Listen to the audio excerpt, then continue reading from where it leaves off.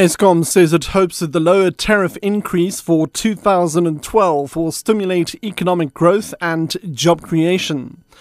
And the AdCorp Employment Index shows that job growth in the country has slowed in February to an annual rate of 1.5% or 24,000 jobs created.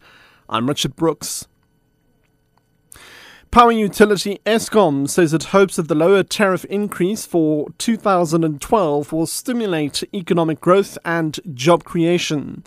Energy regulator NERSA announced its approval of increases averaging 16% from April, a steep reduction from the 25.9% originally approved.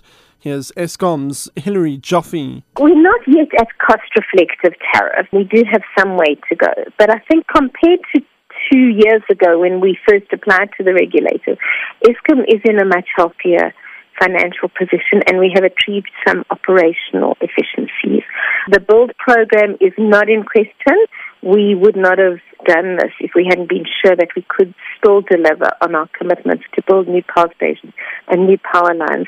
The shareholder, which is government, has agreed to defer some of the return that it gets on its investment. The AdCorp Employment Index shows that job growth in the country has slowed in February to an annual rate of 1.5% or 24,000 jobs created.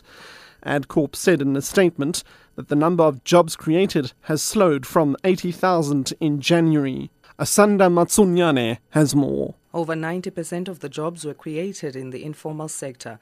In the formal sector, more jobs were created in the manufacturing, construction, wholesale and retail trade sectors. AdCorp says it is the first time in more than a year that job growth in the production-oriented sectors exceeded job growth in the consumer-oriented sectors.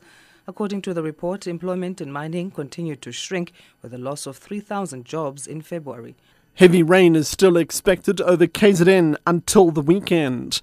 The SA Weather Service forecaster, Mududuzim Tembo, says there is a 30% chance of showers and thundershowers for the entire province and 60% for the south and western parts of the province. Mtembo says heavy downpours are also expected over the weekend. We're expecting from now in the morning there is a bit of light rain in the south coast, but then it should start clearing from mid-morning.